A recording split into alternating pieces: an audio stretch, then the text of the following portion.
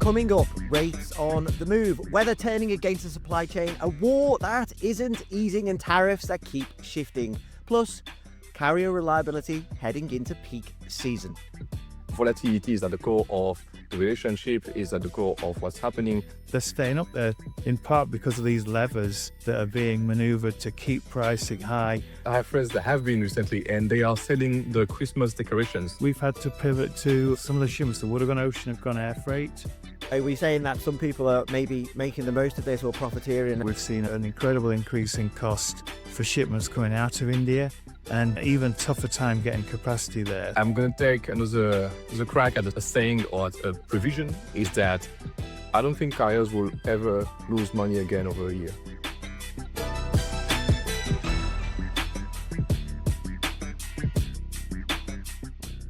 Hello, I'm Mike King. Coming up, I've got two of the best guests in the business. Nils Roche, who spent his career on the carrier side at CMA CGM, Maersk and PIL, and now runs Solvens Advisory. Welcome back, Nils.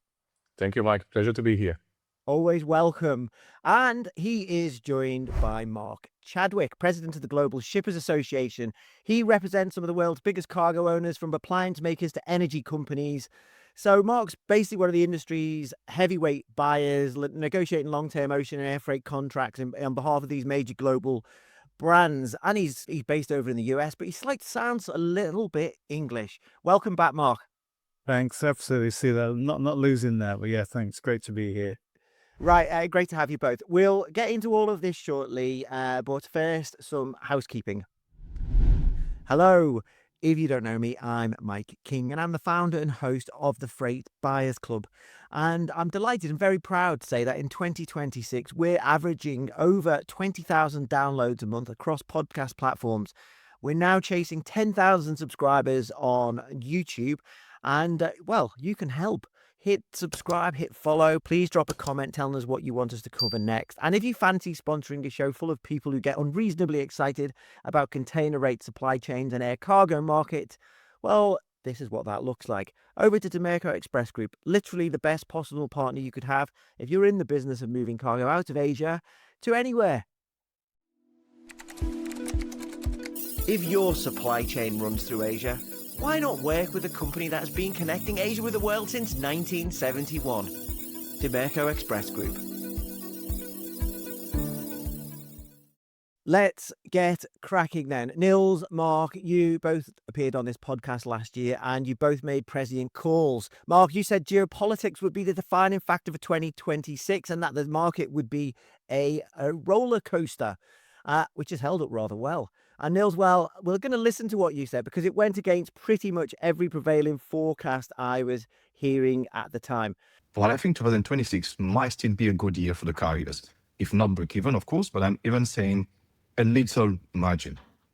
Take me on that next year. We can all sit together. So I guess, Nils, congratulations. You've been so shy and retiring about sharing your accurate forecast as well. It's barely appeared on your feed on social media. I can't believe how modest you are. But seriously, you didn't predict the war coming.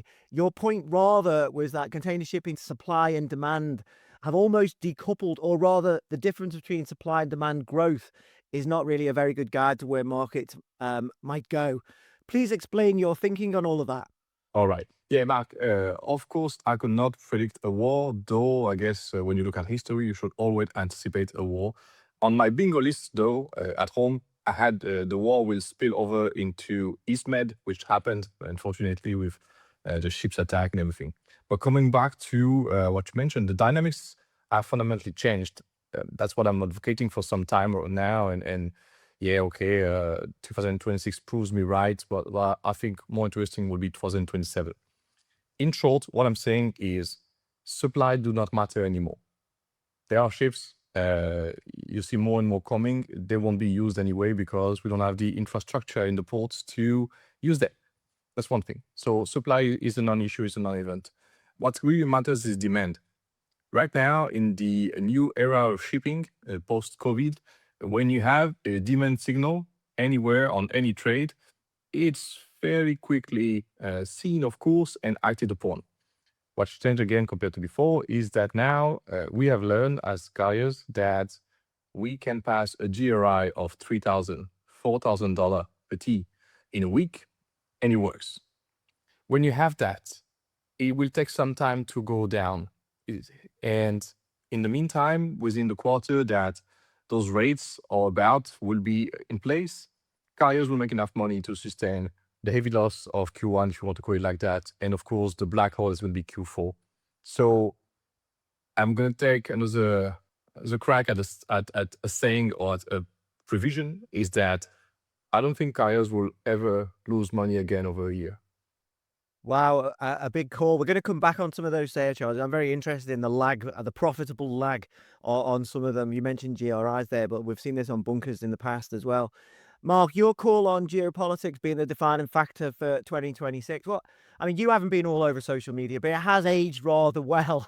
Did you expect the year to be quite this bigger roller coaster?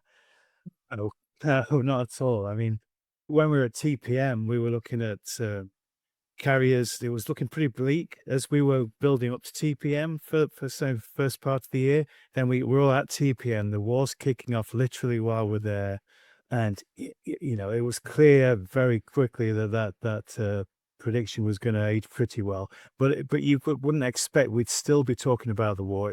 There's no end in sight. We're seeing escalation, and then on tariffs get thrown out by the Supreme Court, but hey, here's some new tariffs. So that kind of volatility, I think, even exceeded what I was thinking for the year.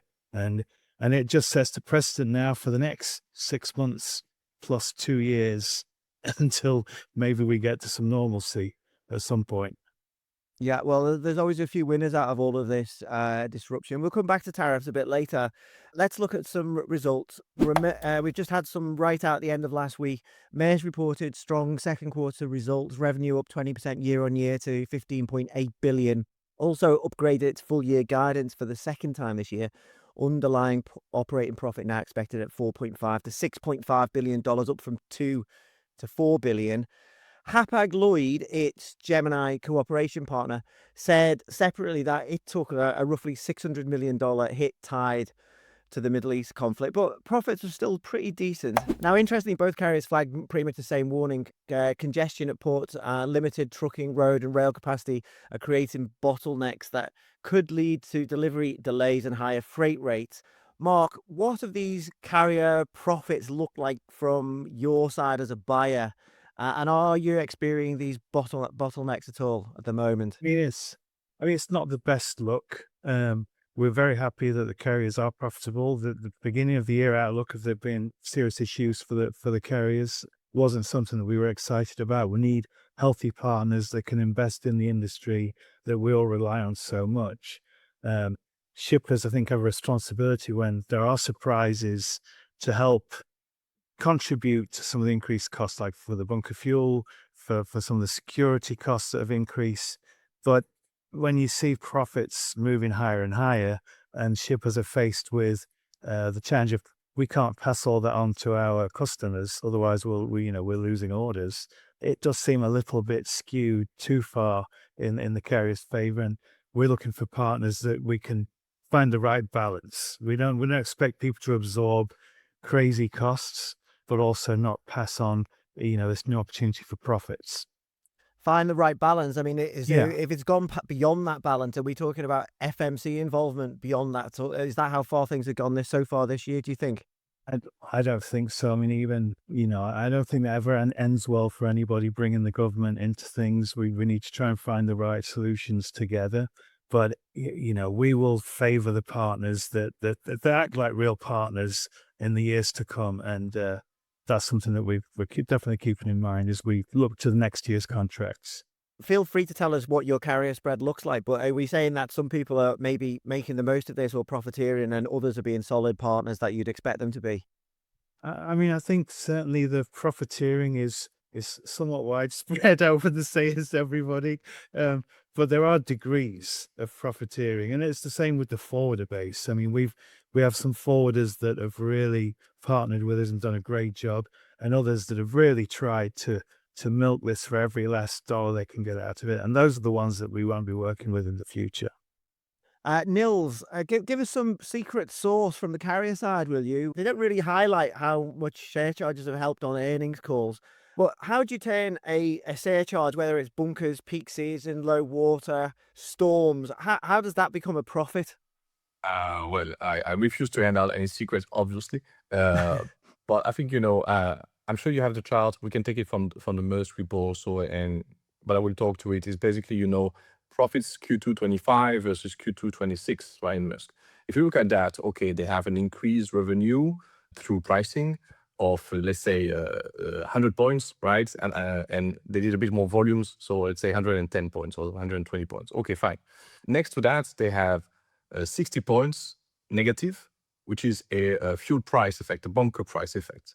They have another 0.2, which is port and terminal handling charges. And then, they have maybe a point, 40 points down also on timing and other matters, such as, of course, the logistics they had to deploy for the Hormuz and Red Sea situations. Fair. So, when you look at the numbers, it's not a crazy spread. And you could say that at least the extra cost they had in this Q2 is half of the extra revenue they made. Is that crazy to say that, a company, not a carrier, let's say a company, has costs that increase by, again, X, and they're making 2X in profits? I don't think so. In revenue, sorry, to have X plus in profits, I don't think so. So if you want to take specifics, Mark, of course, knows it better than me even, but I think I like the point that he made on finding the right partners. I hear a lot of things in the markets on both sides of the aisle, of some people profiteering, some people, coming back and or reopening a BAF surcharge, so bunker adjustment factor that has been recently discussed. I mean, there is a mixed pot in there, so definitely find the people that you want to work with. That being said, do you also want, is an old discussion, but do you want an all-in rate, or do you want a small BOF, right, basic ocean freight, and then surcharges, right? Again, it's a pattern that we need to change in the industry in both ways, the buyers and the sellers. I don't think it would be solved. And what we see right now is just, of course, an exacerbation, so an intensification of that old relationship. Okay, thanks, Nils. Great explanation. Okay, let's look at this in a different way. If you're watching on YouTube or Spotify now, this is what these profits have looked like in terms of spot rates, courtesy of Zanetta. Big increases across the board from April, May. But while Asia, Europe is now softening, rates from Asia into the US are still rising. Mark, what are you seeing on demand in Europe? And everyone was telling me the US peak season was going to finish early. But rates, they're still going up. I mean, they're up by big single digits to the US East and West coasts last week. Are these inventories, are they ever going to be full? Yeah, I think for the US, this is lasting longer than expected, this peak. But I think by September, we're going to start to see these rates going down. I can't see our inventories, at least for most of my shippers, are pretty well stocked for the rest of the year. So we are going to see a drop in demand certainly in the fourth quarter. Europe, a little bit of a different picture, e-commerce with the de minimis rules changes there. Some air freight capacity has come back into the market, lowering air freight rates. Some shippers may be looking at taking advantage of that, moving from ocean back to air. So that may have had an impact on demand there, but I think we need a couple of months to really work this out. Nils, are you calling this an early peak season, or are we seeing the big two trades diverging right now? And it depends where you look at, how you look at it and where you look. All right. Listen, for discussions I have, again, with the industry, I think it's fair. Mark is right to say it's complicated. I will decompose a bit saying that, definitely what we have seen in May seemed to have been, restocking, but something different happened, at least in the US market, June, July. It may be well that people have shipped cargo early in the sense of we all saw that the Iran war was not going to be a 5 weeks special operation and will dwell on. And basically that will mean that the Brent will go up, and of course, again, surcharges, etc., will come to the shippers. So I wouldn't be surprised that when we look at it afterwards, we say, okay, maybe that period was centered around shippers shipping early to avoid some costs, which would be very logic and make a lot of sense to me at least. Why does that continue into August? It is even difficult to say, even more.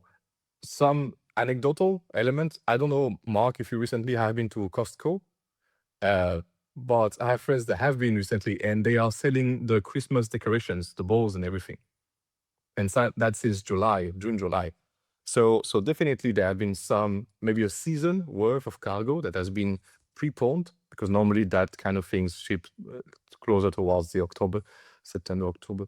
And we see that. I agree with Mark's assessment that we should see an end of it coming into September. There won't be 2 seasons front-loaded. There won't be, the patio and the spring stuff coming already in December. That I don't see happening, just because it's too much capex, it's too much money for the shippers and the inventories, etc. Will we see, or do we see the big trades diverging? Yeah, I think, without pretending to be too smart, I see Europe economies and the US economies being slightly different.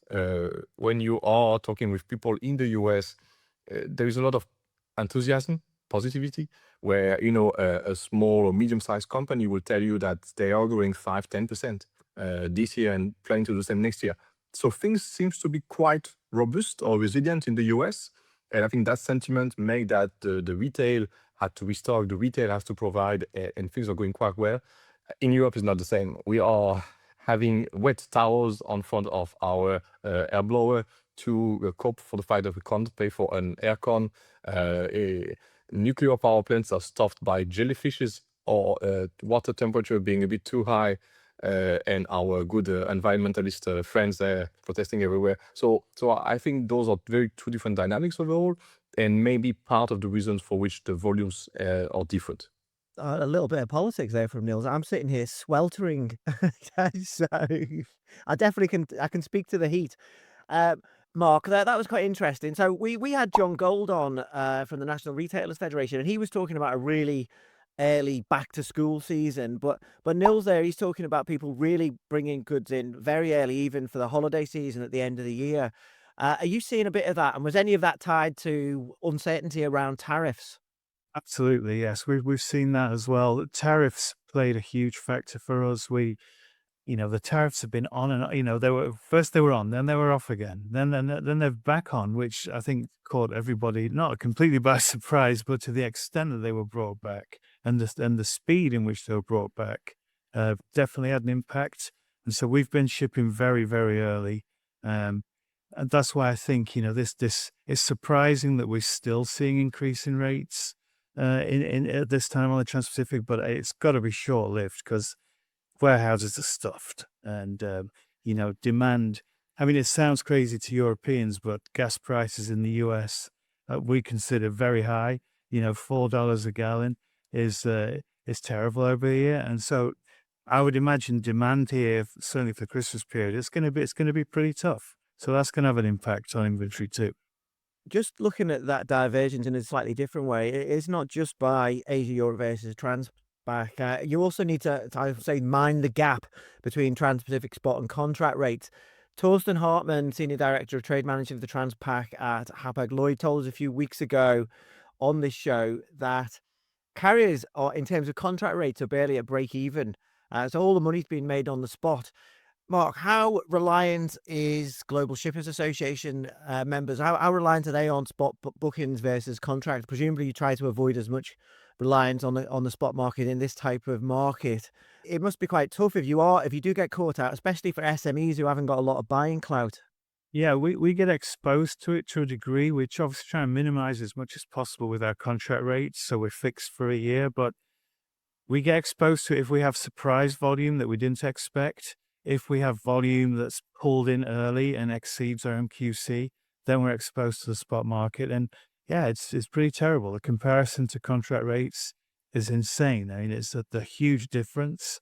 But for SMEs, yeah, I mean, it's killer. How can you plan a business when the pricing can be 2-3x what you're expecting? For us, we're covered. I'd say probably 80% of what we do is managing to go on contract rates. But for that 10, 15, 20%, there's certainly a huge difference to what we're paying for the contract. I think in some ways this is probably like a new normal for container shipping. Obviously, every time we get this disruption, as we've been discussing, rates go up, profits go up. Let's have a little look at what this means operationally. Again, if you're watching on YouTube or Spotify, you can see this animated on screen now. Global on-time carrier performance fell for the second month running in July, down 4 points to just 33%, according to Zanetta. So just to clarify, a vessel call is on time if it arrives within plus or minus 24 hours of its pro forma berth arrival date and time. Basically, we had a big slump in on-time arrivals in February. That's when the war broke out in the Middle East at the end of that month. Then there was a recovery through spring into May. We hit peak performance of 39% on-time services then. And then since that point, things have been sliding. Average delays have sort of moved the same way, but it's inverted, of course. So they've gone from 3.5 to 4.2 days.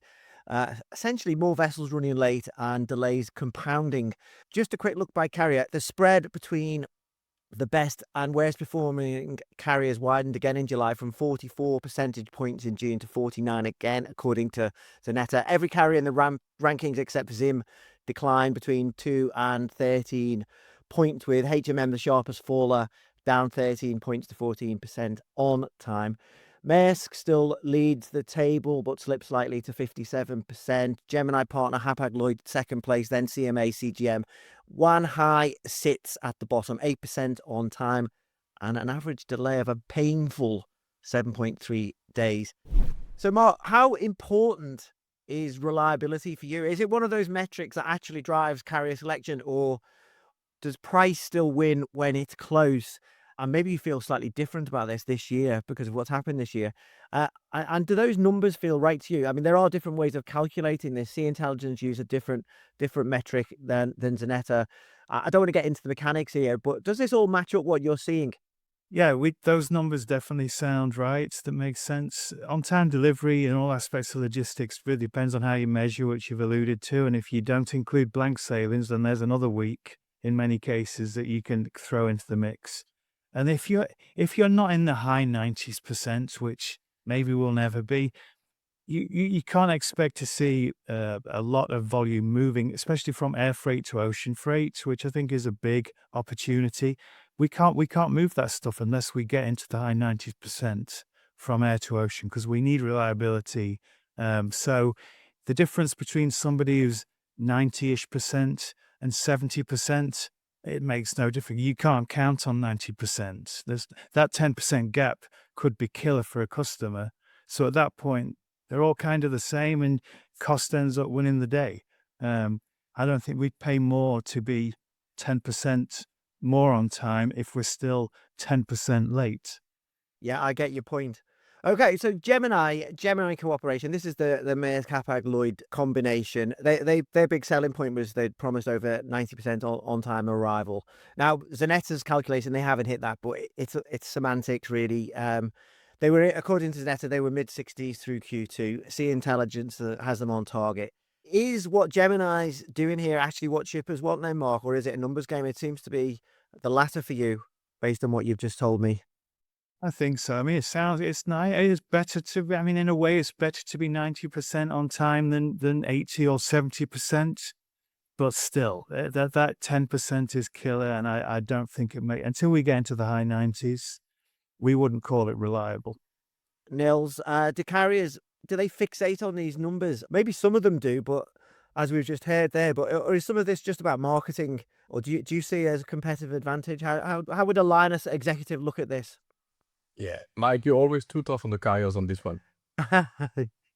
But no, actually, carriers do care. And I spend a bigger part of my life to have those discussions about what's the performance of the products and how to improve and what are the trade-offs and why are we not taking those trade-offs internally, etc., etc. So believe me when I say that they care.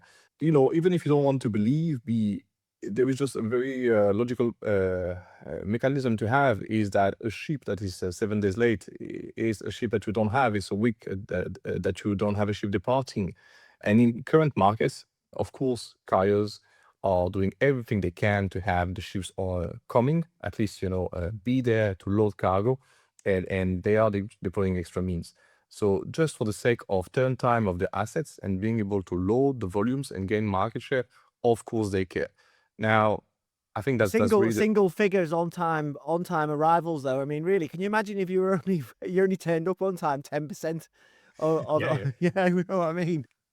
Yeah, no, definitely. But again, that's why, when you look at ports in isolation and you make the sum up of that, as we are discussing the calculations here to be, of course, it's a disgusting number. The question is, if they didn't have done this extra speeding or this port omission, or maybe even a blank sailing on a service to have the ship repositioned on another service, then what would have happened? They would have had ships doing less turn, meaning customers less served, a fewer number of customers served, if you prefer, and less volume loaded. So even though you could say, 10 or 20% or even 8% seems ugly as hair, yeah, but it could have been worse. It can't be negative, I give it to you, but it could have been worse because ships could have not come back as early as they did, in a way, and enable a customer afterwards. I'm obviously I'm going to take it very personally that I'm harsh on lines, and I'm actually going to stand up for them right now. So if you're on screen now, courtesy of our friends at Linalytica, this is one of the factors that gives carriers a bit of a get out clause here, I think, to excuse some of those numbers. We've had this big increase in port congestion this year from May to August. Some of the usual characters: Shanghai, Busan, Qingdao, Singapore. Nils, we had this conversation a year ago. Things are now worse. Is this systemic? Yeah, it's systemic and it's endemic, both. We have not seen new capacity coming live in the terminals and even taking China at a level that could even be significant for the past 10 years.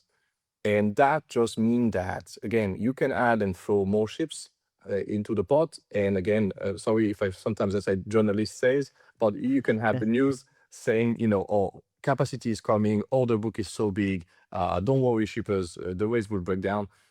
I think it's a filthy shortcut, to say the least. So yes, and now you have even some Big Blue CEO advocating for the same, saying that there have been a lack of investment. It's obvious, both on the quay, but also on the trucking, on the rail, all those aspects that makes that the terminal can function, can have a certain productivity, and have the ships turning fast. Yeah, that reference. Yeah, so Vincent Clerc, CEO of Maersk, yeah, it was very clear that one of the problems that carriers are facing is the lack of investment when they've been buying lots of ships. The ports haven't reciprocated. We're going to do that on a future podcast because obviously it's actually the container lines that own a lot of these ports. So when they say that people haven't been invested, well, there's an element of that is, well, why not? I want to look at this in a different way. Blank capacity, Mark referenced it there a little bit earlier. It's growing far faster than actual fleet capacity on pretty much every lane. Let's look at some lanes from Asia. So Asia, North America, East Coast, capacity is up 46% since 2019, but blank capacity is up 215%. This is according to Sea Intelligence. We've got similar gaps on Asia, Mediterranean, Asia, North Europe, Asia, North America, West Coast. Carriers aren't waiting for oversupply to force their hands. They're basically pulling sailings preemptively to protect rates, or that's at least what people are saying. Nils, is that the case, do you think? And should shippers just get used to this, or is this how carriers will always now balance supply and demand? Again, always tough on them, eh? No, I think the question is most welcome. The reality is that the dynamics have always been there. So blank sailings have been part of how you operate a service. They have been part of how you have to use best your assets and etc. I think one of the things that changed and make me say that one of the things that has changed is that you have fewer of the carriers, you have fewer of us, and concentration means intensification. So on the same angle, I'm saying that carriers will never lose money ever again, is because there are fewer of them, of us, that have an action on their own rate individually, and they will react faster and better to it. Same for the blank sailings. Today, if you have a COSCO or an MSC blanking on the West Coast, that's a huge chunk of capacity that is pulled out by one decider. So again, there is a mixed effect. When you compare 19 or even before to today, there are fewer carriers On trade lanes, there are bigger ships. So you have both a number of carriers, you have a size of ship that have increased. So obviously, a 4,000 T that I used to do storage planning for, that is blanked, is nothing compared to a 16,000. At the very end of it, yes, I think that shippers should get used to it. It's simply because, again, we have grown bigger ships, fewer players, and again, volatility is not a buzzword anymore. Volatility is at the core of the relationship, is at the core of what's happening. And you heard Mark before, Mark saying that anything below the high 90s is not worth a penny. So it's the game. Mark, blank sailings, how does that affect your operations? Can you walk us through, like you get the news off a carrier, this sailing's going to be blank, this sailing's going to be blanked. How many people does that affect? You're a big volume shipper, presumably quite a few. Yes. So operationally, the relationship sort of stays between the carrier and our members. The GSA, actually, we don't get involved in the operational side of things unless there's a major escalation. So the carriers will communicate, hopefully they communicate to the member that there's a blank sail. I mean, sometimes this is happening when stuff should be moving on the vessel, and all of a sudden the shippers are finding out it's actually not moving. And then we just wait for the next one, and they just have to basically suck up that additional transit time, which again goes back to reliability. Do you count that in the on-time delivery performance or not? I mean, from a shipper's point of view and their customers, it certainly does count. And it just means, again, be ready with safety stocks, have a lag of a week to 10 days in your expected transit time to account for this kind of thing. And it's a major issue. And I think I completely agree with Nils' point. There are fewer carriers now. Will they ever lose money again? Probably not, which is a good thing. And I'm not saying that we want carriers to lose money, but there are fewer players and they know the levers now to keep prices buoyant and to maintain when you know what we're seeing now in Trans-Pacific. Rates should be coming down already, but they're staying up there in part because of these levers that are being maneuvered to keep pricing high for slightly longer than would be expected. Okay, thanks, Mark. I want to do a quick run through on what's going on in the Middle East. I don't want to be too specific because it dates very, very quickly. As we know this year, I think we've had peace has been declared 75 times or something crazy already.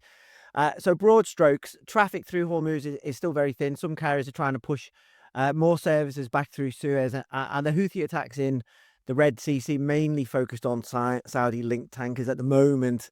You know, there's a few services going back through there, but it's changing really quickly. We've got no final deal at the moment, and any deal is going to take a while to process, even if we want something signed again.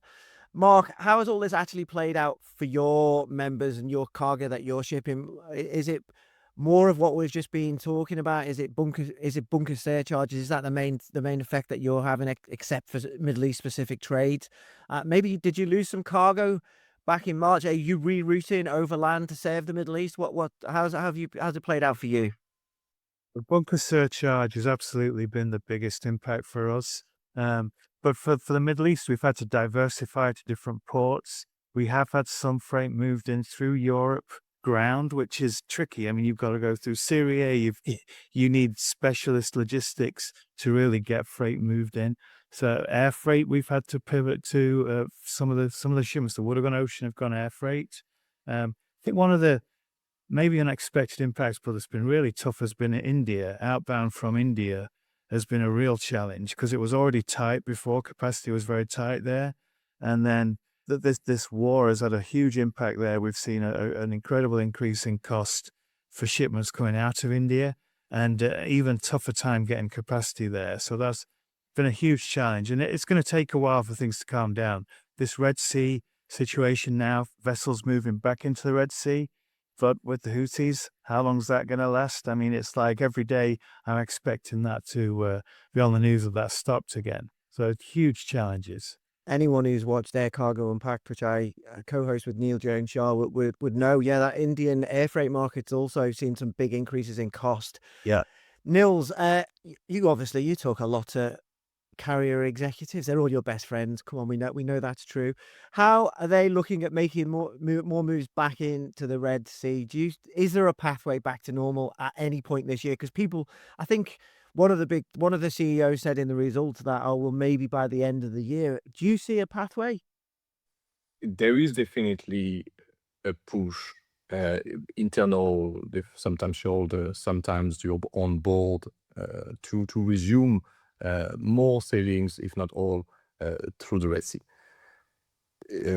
I think that what was yesterday is still today, and Mark is spot on here. Is that the threat of life at sea is still here, didn't go away. So if yesterday you were coming in front of camera and saying, our seafarers are a priority, right, and then our ships and then our cargo, then you can't really switch your gun in a month or 2 or 3. So what I mean by that is the conditions that will be needed to have a scale return to Red Sea, they are not there.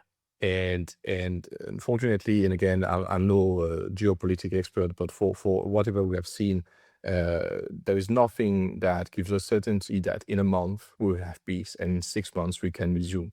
So that's where it stands. What you see right now is some vessels more and some announcement of services going through, and it's normal because you can fight for so long when you have such pressure coming onto you to say, okay, you're losing ground, you're having more costs, somebody else is going through, at least on some services. Why not us? Why are we different in the profiling? And there are answers to that. But at the end of the day, everybody has to answer to someone. And I think it's very natural that you see here and there vessels and services. Will that last? Will next week everything not be off? I joined Mark here. I think it can very well flip in the day. Yeah, it's very changeable. Thanks both. We'll just take a short break. Then we've got tariffs forecasts and, well, I'm an Englishman. What could be better? We're going to look at the weather. Back soon. Are you struggling to manage today's complex tariff environment? Work with a 3PL that combines global shipping with an expert knowledge of trade compliance. Demerco Express Group, connecting Asia with the world since 1971. Welcome back. It's Mike King here, and I'm with Nils Roche. He spent his career on the carrier side of CMA CGM, Maersk and PIL, and now runs Solvens Advisory, and Mark Chadwick, who's president of the Global Shippers Association.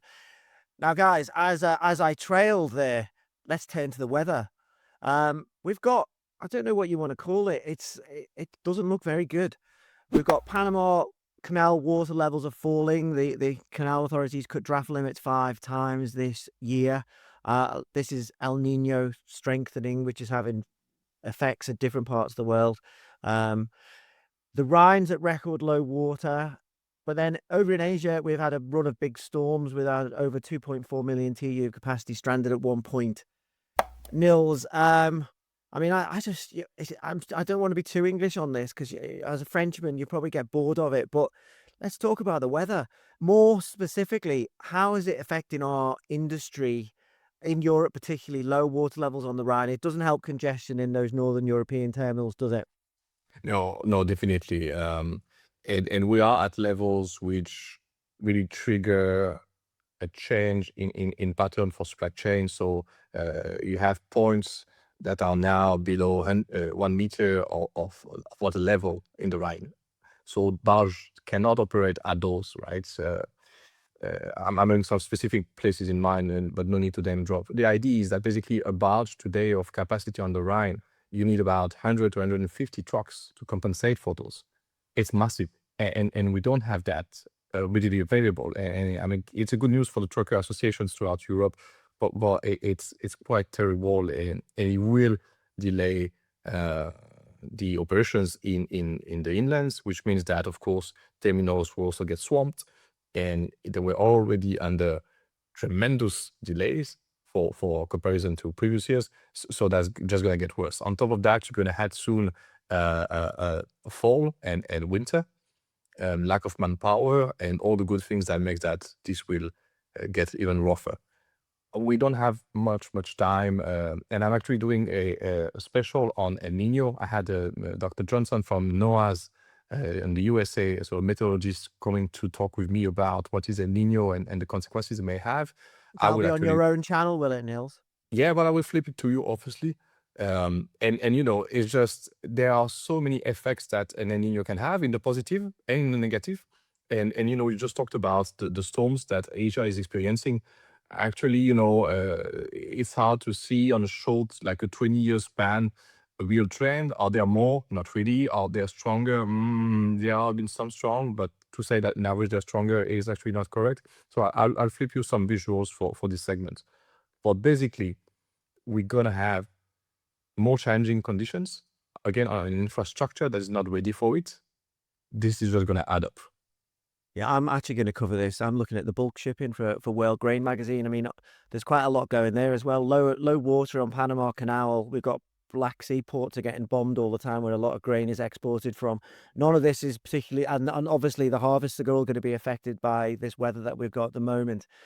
Just carrying on that point, this is the storms in Asia. My good friend Nick Savides in Sea Trade is reporting that carriers are heading back to the Red Sea due to delays because of those storms. So this is one of those push things that you were talking about, Nils, about people trying to use the Suez if they can or where they need to. Elsewhere, the US West Coast is preparing for more traffic as Panama restrictions are forcing carriers to limit loads, prompting some to introduce surcharges. At the moment, though, it's transit numbers are around about where they normally would be. It's more that load sizes are down. It's a lot of moving parts during peak season, Nils. Yeah, and again, it's not that we have not seen this movie play before. We had impacts of that magnitude, and it's a bis repetita. But yeah, the timing is just it's stable for the shippers. It's actually challenging for everyone. Today, on a 10,000 TEU ship location, you may lose 500 TEU for the line to readjust this cargo, for the planner to rework on it, etc. It's tremendous work for everyone. But maybe it will support again this lengthy peak towards September. But I think the worst impact you're going to see if El Nino continues on the path it is now is actually going to be in the winter. So wait and see, or let's talk again. Yes, yeah, well, yeah, these things do tend to have a domino effect. Mark, what are you seeing at the moment? Are you seeing are you having to reroute anything, any cargo? Are you getting any new surcharges, any delays? So Panama, I think we've lived through a situation with Panama to maybe a different degree, but we kind of know how to handle that. The thing that's really worrying me is Europe with the situation with the Rhine. As far as I can remember, we've not seen this before. Nothing like this has happened before. I think the impact is massive, and I think it's just starting now. I think it's going to get worse. And I don't think any of us are ready for it. The impact this is going to have on trucking in Europe is monumental in terms of price, access to capacity, delays, and it's going to affect all modes, air and ocean. It's going to be really tough. You also have the Mississippi River, by the way, right? That is affected a little bit. Yeah, absolutely. Not a lot of containers moving on the Mississippi, but again, that's a big factor for anyone who's exporting grains out of the US into Asia, which is normally the route they would go. If they go down the Mississippi, Panama's not looking great for that trade. Just back on tariffs, I just want to set something. I'm quite interested to know how you process tariffs, Mark. I'll just run through what's actually happened. So there's quite a lot of movement on that. I'm not going to go into too much detail. China vessel fees are now suspended until November the 9th, so not repealed, paused. Separately, we talked about this before, the wider US tariff regime got rebuilt in July. The old global surcharge expired, replaced same day by new tariffs on 60 countries. Forced labor was what it was built upon, about as dubious as it could get. So basically, the overall rate barely moved, just the reason that they were imposed changed. Brazil got hit with some big tariffs. USA is reneging on USMCA renewal in its current form, just to summarize it. But Mark, could you just tell us how this shift in US trade policy, how does it play out for you? Do you get involved with the actual payment of tariffs? Getting the refunds have been going a lot smoother by all accounts, but it's still a lot of paperwork. There's a lot of administration, I would guess, or are you not too involved? We're not super involved. We do have, with the GSA manage our brokerage contracts, customs brokerage for the shippers. So in many cases, it's through the brokers that we're processing these refunds. You say refunds have been going pretty smooth. I would say some would disagree. Yes, We've seen there is that. some of our shippers really suffer delays. They know that the broker has received the money. but they've not got it back yet. So I was talking to one recently this week. They're waiting, just one relatively small shipper waiting for $800,000 back from one of their brokers. And that's just one off many. So we're talking of over $100 million worth of duty that payments that need to come back to our shippers. And it's been challenging. And how do you keeping track of that? We have huge teams at our shippers that are monitoring that and monitoring processing of all of that. It's very labor intensive, big challenge, and now we've got these new tariffs, and when they get repealed, which, probably some of them will in the future, we'll be after that money again. This is chaotic. And at the end of the day, it's bad for consumers, right? We end up paying more when we buy things, and how much of that money is refunded to consumers is, still yet to be seen. Yeah, I think it's easy to forget that, okay, there's a lot of the original IEPA tariffs are being refunded, but as you say, it's a bit hit and miss about who's getting their money. SMEs seem to be at the back of that queue quite often. But of Absolutely. course, even as they're trying to chase that old money, they've still got the new tariffs to get their head round, Yeah. which adds, again, if you've got the economies of scale of a big company, these things are easier to do. It gives you almost a competitive advantage. If you're an SME, this could be terrible for your cash flow. You say we've seen quite a few go bankrupt. This is, yes, killer for SMEs. Really tough. I mean, how can they can't scale up and recruit the teams to manage this. They're exposed to much higher increase, high increase of costs from the customs brokers to be able to manage it on their behalf. It's really killer. And if you're going to wait 6 months to get your money back, that might be too long. You may be out of business by then. It is such a shame. Terrible for business. Nils, for carriers, I mean, I guess it's just a bit of a paper chase, isn't it? It's just adding a complexity to everything. Yes, in virtual, yes. Am I a fan of it? No, I actually, because even as in my current position in Solvens Advisory, you have really to read hundreds of pages to get what is the purpose of this or that tariff, right? So some recent tariffs have been announced, and then when you look at the HIS code, it has nothing to do with what the name of the tariff or hereby mention is about. So it's just, headache for everyone. Okay, thanks, Nils. Okay, both of you, I want to just finish up with a quick fire round. 3 things you're each watching for the rest of 2026 and into 2027. Nils, do you want to go first? I am much honored to go first. Again, I will show that I'm not stealing any of Mark's ID. So that's good. Okay, so I'm gonna go a bit of a tangent here, but the first thing I have in my head about what I'm watching is actually the IMO, the MEPC coming up. In very few words and trying to layman terms here, the world has to decide if they want to have a tax on fuels on the legacy fuels, so the fuels that today 99% of the ships are using. And the world has to decide that. So that levy, because it's a levy, it's a pure tax on non-performance or not adoption of new fuels, will likely anyway be passed by the carriers to the shippers again through a surcharge, right, of emissions or new fuels, etc. So that's actually quite important. That's what's going to happen in the coming month about that. Nothing that I'm pro against, right? I just think it's going to be very, very important. El Nino is the second one. I have been experiencing myself all the effects of the storms and the congestion, so be it at sea or when working in operations or trade myself. I think this one has the potential to be strongest in history. They call it one of the Godzilla El Nino, right? So let's see.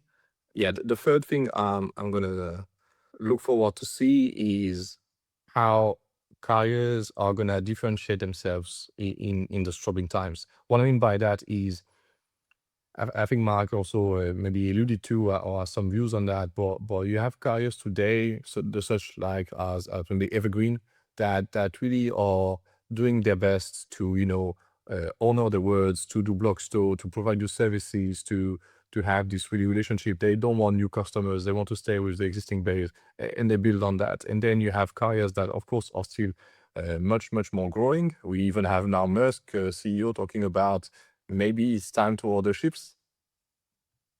Yeah, so there's going to be a differentiation on how you run business as carriers. I'm sure of that. It has to happen. and I'm much looking forward to see 2027. I wish I was on that call with Vincent Clerc, because I would have actually pointed out, if you're going to be buying ships, maybe you should get APM to build some more terminals. Anyway, Mark, over to you. So yeah, the three things I think, to Niels's point, carrier partnerships. We've really got to drill in over the next weeks as we start heading to negotiations. Is okay, who are the carriers that are really partners with us this year? That doesn't mean they didn't charge us any additional costs, but the ones that were fair, that's something we're going to focus on as we look to the next contract season that's about to start. So that's a huge thing. The other thing, we're watching the Strait of Hormuz and the Red Sea, obviously. As soon as we get some stability there, that's going to have a massive impact on all of us. And until that happens, we've got to monitor that pretty much daily to see what we can expect to happen in the coming days and weeks. And then the third point, we talked about the Rhine. We've not spent enough time, I don't think, any of our shippers on what the impacts are going to be. How do we mitigate that? The time is of the essence. We've really got to get around that very quickly.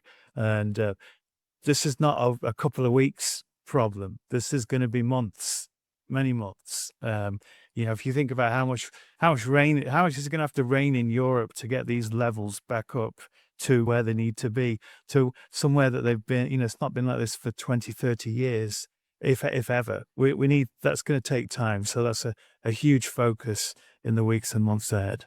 Mark Chadwick, President of the Global Shippers Association, and Nils Roche, Founder of Solvens Advisory. Thanks both for joining me today. Thank you. It's great. Thank you, Mike. Thank you for letting me share the scene with such an esteemed guest. I thought you were going to say me then for a second, Nils. Obviously Yeah, not. Thanks, of course, to Demirco Express Group for continuing to support independent journalism. Big shout out to El Nino, because this is the first time I've ever recorded a podcast in what feels like a sauna. If you missed us, you can find us on all major podcast platforms at freightbuyersclub.com, and of course in video on Spotify and YouTube. If you enjoy what we do and want to help us keep this content free, please take a second to like, subscribe and leave a comment. It really does help us keep things rolling. We're specifically trying to reach 10,000 subscribers, so please click the button below if you're watching on YouTube. I'm Mike King. This is the Freight Buyers Club. See you next time.